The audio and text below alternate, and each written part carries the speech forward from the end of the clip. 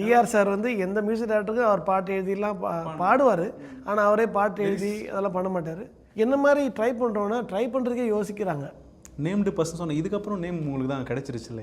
இதுக்கப்புறம் தான் காலம்தான். அது இவ்வளோ செஞ்ச அந்த இயற்கை எனக்கு அது செய்யாதா? நெக்ஸ்ட் படங்கள் வந்துச்சு அவங்களுக்கு என்ன மாதிரியான? ஏன்னா விழித்திருக்கு அப்புறமா வந்து பெரிய படங்கள் உங்களுக்கு என்ன ரீசன் நினைக்கிறீங்க? அது எந்த இடத்துல மிஸ் ஆகுது? ரீசன்னா அந்த படமே சரியாக போகலை, பேசப்படல. ஆனால் நீங்கள் அதில் நீங்கள் நிறைய இதெல்லாம் சிங்கர்ஸ் அவ்வளோ மியூசிக் டைரக்டர்ஸ்லாம் உள்ளிட்டு வந்தீங்க. டிஆர்லாம் ஆக்சுவலி அந்த ப்ரெஸ் மீட்டை கூட நல்லா வைரல் ஆச்சு. அவங்க பேர் என்ன, அந்த தன்ஷிகாவை வச்சு அந்த டைமில். டிஆர் சார் வந்து எந்த மியூசிக் டைரக்டருக்கும் அவர் பாட்டு எழுதிலாம் பாடுவார். ஆனால் அவரே பாட்டு எழுதி அதெல்லாம் பண்ண மாட்டார். அவர் வந்து ஃபுல்லாக அந்த சாங்கை ஓன் பண்ணிக்கிட்டார். மியூசிக் மட்டும்தான் நான், லிரிக்ஸ் அவரது, பாடினது அவர், விஷுவல்லையும் அவரே ஆடிருப்பார். ஆமாம், நல்ல ப்ரொமோஷன் சாங்காகவும் இருந்தது. இன்ஃபேக்ட் எல்லா மியூசிக் டைரக்டருமே எனக்கு ஹெல்ப் பண்ணாங்க. சந்தோஷ் நாராயணன்லாம் வந்து அந்த சாங் வந்து பொன் விதி ஒன்றும் பூமியில் இல்லை வலியதை பிழைத்திருக்கும்னு நந்தி பாட்டு எழுதியிருப்பார். சூப்பரான லிரிக்ஸ் அது. அந்த பாட்டு சந்தோஷ் பாடினார். அது ஸ்பெஷாலிட்டி என்னென்னு பார்த்தீங்கன்னா ஃபுல்லாக ஹியூமன் வோக்கலில் இருக்கும் பாட்டு, ஃபுல்லாக மியூசிக்கு. ஆனால் கேட்குறவங்க கன்ஃபார்மல் இன்ஸ்ட்ருமெண்ட் சேர்த்துருக்கான் அப்படின்னு நம்பாங்க. கிக்கில் வந்து ஹைஸ்லேருந்து பேஸ் வரைக்கும் எல்லாமே ஹியூமன் வோக்கல்லே அந்த சாங் அரேஞ்ச் பண்ணியிருப்பேன். அது ஒரு யூனிக்கான ஒரு முயற்சி. அது சந்தோஷ் தான் பாடுப்பேன். டைட்டில் சாங் அது பொன்விதின்னு ஒரு சாங். அந்த மாதிரி ட்ரை பண்ணோம். அண்டு ஐபேட்லேயே ஒரு சாங் கம்போஸ் பண்ணேன். அர்ஜென்ட்டாக கம்போஸ் பண்ணேன். அப்புறம் ட்ராவல் பண்ணிட்டு இருந்தேன் யூஎஸ்க்கு எங்கேயோ. ஸோ ஐபேட்லேயே ஒரு சாங் கம்போஸ் பண்ணேன். கொலைவாள்னு ஒரு சாங் விஜய் ஆண்டனி பாடிருப்பார். அது ஃபுல் அண்ட் ஃபுல் ஐபேட்லேயே பண்ணேன். எக்ஸ்ட்ரா வயலின்ஸ் மட்டும் லைவ் எடுத்தோம். அந்த மாதிரி நிறைய முயற்சிகள் பண்ணோம். ஜிவி பிரகாஷ் ஒரு பாட்டு பாடினார். அது ஒரு பியூட்டிஃபுல்லான song. G V Prakash and Ramya பாடினாங்க. அண்ட் சி சத்யா தமன் ஒரு பாட்டு பாடினாங்க. ஸ்டே அவைக்குன்னு ஒரு சாங். அதில் நானும் பாடியிருப்பேன். அங்கங்கே வரும். என் குழந்தையும் பாடியிருப்பா. ஸோ அது ஒரு ஜாலியான song. It's a very good album actually. பேசப்பட வேண்டிய ஒரு பாட்டு. ஆனால் அந்த ஆல்பமில் ஒரே ஒரு பாட்டு மட்டும் பழிச்சிக்கிச்சு. ஆழியலைன்னு ஒரு பாட்டு. அது நானே கம்போஸ் பண்ணும்போதே எழுதிட்டு பாடலாம் பண்ணலாம் எமோஷன் ஆகும்னு. அது வைக்கம் விஜயலட்சுமி பாடினாங்க. அண்ட் மேல் வெர்ஷன் வந்து ஆல்ஃபோன்ஸ் நம்ம ஆரோமலை பாட்டு பாடினார்ல, அவர் பாடினார். அந்த பாட்டு மட்டும் எல்லாருக்கும் மனசில் நின்றுச்சு. அந்த பாட்டோட எமோஷனாக இருக்கலாம். It's a very good song. நானே சொல்லிக்கூடாது, லண்டன்லலாம் போய் ரெக்கார்ட் பண்ணிட்டு வந்தேன் அந்த பாட்டோடைய இன்ஸ்ட்ருமெண்டேஷன்லாம். So it's a very good album. But unfortunately maybe படமும் ரொம்ப நல்ல படங்க. ரொம்ப ஆக்சுவலி நல்ல படம். வெளியே யாருக்குமே தெரியாமல் மறைக்க போட்டுச்சு. இல்லைன்னா wrong time release, what ever reason maybe. எல்லாமே நம்ம ஃபேட். அது தலையில் எழுதியிருக்கு. ஒரு நாள் வரும்னு வெயிட் பண்ணல. அந்த ஒரு நாள் அதுவும் இல்லை போயிடுச்சு எனக்கு. அப்போது அதுக்கப்புறமா எந்த டேரக்டர்ஸும் அது வரல. எதுவும் நீங்கள் எதுவும் அப்ரோச் எதுவும் உங்கள் சைடில்? எனக்கு இல்லைங்க. நாம் அப்ரோச் பண்ணும்போது தான் நம்மளை அண்டர் எஸ்டிமேட் பண்ணுறாங்க. ஓகே, பாடுறதுக்கும் சரி மியூசிக்கும் சரி நம்மளை அண்டர் எஸ்டிமேட் பண்ணுறது எனக்கு அது பிடிக்கலை. Don't judge a book by its கவருங்கிறது. அது இன்னும் அவங்களே கஷ்டப்பட்டு முன்னுக்கு வந்தவங்கள தான் இருப்பாங்க டேரக்டர்ஸு எல்லாருமே. அந்தளவு கூட இன்னொருத்தன் வரானா அவங்களுக்கு என்னென்னா ரிஸ்க் எடுக்கிறதுக்கு பயம்தான் எல்லாருக்குமே. இன்றைக்கும் இந்த சினிமா இண்டஸ்ட்ரி பிஸ்னஸ்ன்றதுனால அவங்களுக்குமே வந்து ஒரு சப்போர்ட் பில்லர்ஸ் தேவைப்படுது. மியூசிக் டைரக்டர் மூலிமாவோ, கேமரா பர்சன் மூலிமாவோ, ஹீரோ மூலிமாவோ நேம்டு பர்சனை உள்ளே கொண்டு வரணும்னு நினைக்கும் போது என்ன மாதிரி ட்ரை பண்ணுறோன்னா ட்ரை பண்ணுறதுக்கே யோசிக்கிறாங்க. நேம்டு பர்சன் சொன்ன இதுக்கப்புறம் நேம் உங்களுக்கு தான் கிடைச்சிருச்சு இல்லை? இதுக்கப்புறம் தான் காலம்தான். அது இவ்வளோ செஞ்ச அந்த இயற்கை எனக்கு அது செய்யாதா? கண்டிப்பாக செய்யும். நான் இயற்கையோட குழந்தைங்க. நான் எங்கள் அம்மா அப்பா கிட்ட விட்டுட்டேன். They will take. ஏதாச்சும் ஆல்பம்ஸ் அந்த மாதிரி ஏதாச்சும் லைனப்பில் பிளானில் இருக்கீங்களா? இருக்குது ப்ரோ. நிறைய கம்போஸ் பண்ணி வச்சுருக்கிறேன். எனக்கு க்ளோஸ் டு மை ஹார்ட்ஸ் நிறைய சாங்ஸ் இருக்குது. சில ஐடியாஸ்லாம் இருக்குது. நிறைய லேபிள் கூட இப்போ இதுதான் ட்ரெண்டாக போயிட்டுருக்குல்ல. நான் அதுதான் வெயிட் பண்ணேன். இதுக்கு முன்னாடி என்னோடய பிளானே வந்து இந்த சாங் ஷூட் பண்ணிவிட்டு ஒரு நல்ல லேபிளோட டைப் பண்ணி ரிலீஸ் பண்ணுவோம். பிகாஸ் இதுக்கப்புறம் பண்ணுற ப்ரொடக்ஷன்ஸ் எதுவுமே வேஸ்ட் ஆகக்கூடாதுங்கிறதுல ரொம்ப கவனமாகிறேன். அதனால அமைதியாக ப்ரொடக்ஷன் மட்டும் பண்ணிகிட்டு இருக்கிறேன். வெயிட்டிங் ஃபார் த ரைட் டைம்ங்கிற மாதிரி. நீங்கள் ஒரு 200 பாடல்கள் மேலே பாடியிருக்கீங்கன்னு சொல்கிறீங்க. ஆனால் சத்தியன்னா வந்து ஒரு சில பாடல்கள் மட்டும்தான் எங்களுக்கு தெரியுது. இப்போ இந்த கலக்க போவது யார், இந்த அடபாசு பாசு பாட்டு, சில் சில் சில் மழையே, இதெல்லாம் தான் எங்களுக்கு மைண்டில் வந்துட்டு போகுது. பட் நிறைய பாடல்கள் வந்து இன்னும் தெரியாமலே போயிடுதுல. என்ன ரீசன் நினைக்கிறீங்க? என்ன மாதிரி பாடல்கள் உங்களுக்கு கொடுக்கப்படுது? அது எஸ்பிபி சார் எத்தனை பாட்டு பாடுறாரு? ஒரு 15,000 பாட்டு பாடிருப்பாங்க. 50,000 பாட்டு பாடுறாரு. ஓகே, உங்களுக்கு எத்தனை பாட்டு தெரியும்? தெரியல. ஒரு நான் விரலூட்டி இருந்தால் கூட நீங்கள் ஒரு 500 பாட்டு தான் சொல்லுவீங்க. அதெல்லாம் நம்ம கவுண்ட் பார்க்க முடியாதுங்க. சிங்கருக்கு பாடணும்னு ஆசை, எனக்கு பாடணும்னு ரொம்ப ஆசை உண்டு. யாருக்கிட்டாலும் பாடுவேன். எல்லா பாட்டும் ஹிட் ஆகும்னு சொல்ல முடியாது இல்லை, மக்கள் மத்தியில் போய் சேரணும்னு. சந்தர்ப்பங்களும் சூழ்நிலைகளும் தான் காரணம். சில பாட்டு அதுக்குன்னு நம்ம வந்து அந்த மியூசிக் டேரக்டரையோ இல்லை மியூசிக்கை குறை சொல்ல முடியாது. எல்லாமே ஒரு வாய்ப்பு தான் என்னை பொறுத்த வரைக்கும், சிங்கர் பொறுத்த வரைக்கும். And every thing is a good music. அவங்களுடைய பிரெயின்லேருந்து வந்த மியூசிக். ஸோ எல்லாமே எல்லார்கிட்டையும் போய் சேரும்னு எதிர்பார்க்க முடியாது. ஏதோ ஒன்று தான் வெளியே வந்து சேரும். ஸோ அந்த வகையில் ரீச் ஆன சாங்ஸ் தான் இப்போ வெளியே மக்களுக்கு தெரியுது.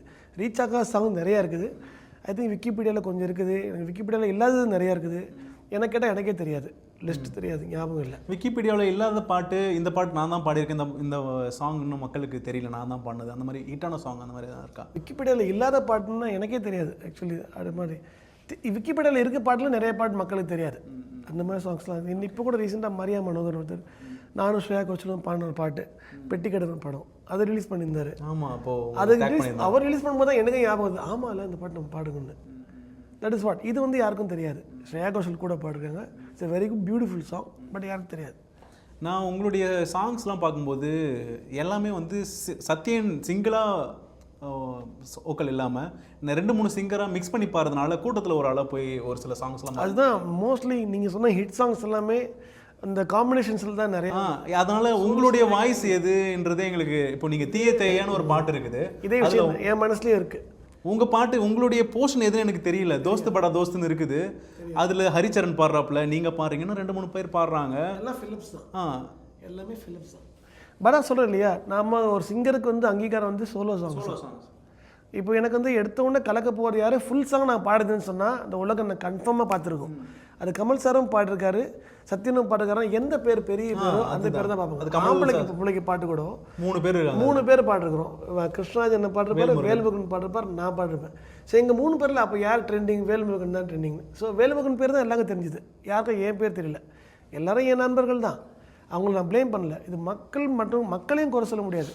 ஸோ பிரபலங்களை தான் வந்து பிரபலமானவங்களோட பேர் தான் எல்லாருக்குமே ஞாபகத்தில் வச்சுக்க முடியுது.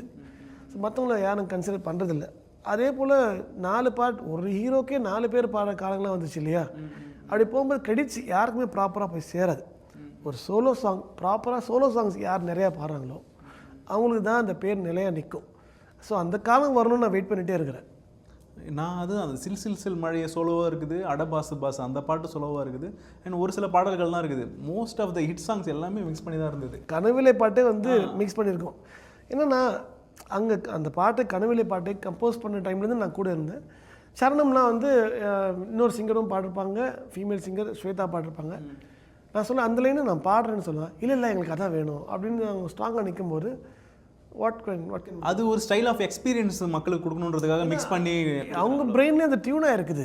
அவங்க பிரெயின்லேயும் 2-3 பேர் பாடலாமே, ஒய் நாட் அப்படின்னு டியூனாக இருக்குது. நிறைய ஆரிஜேரஸ் அவருடைய பாடல்களில் இந்த மாதிரியான மிக்ஸ் பண்ணி பாடுறதை பார்த்துருக்கோம். எல்லாருக்கும் இன்டியூஸ் பண்ணுறது தான், இன்ஜெக்ட் பண்ணுறது தான்.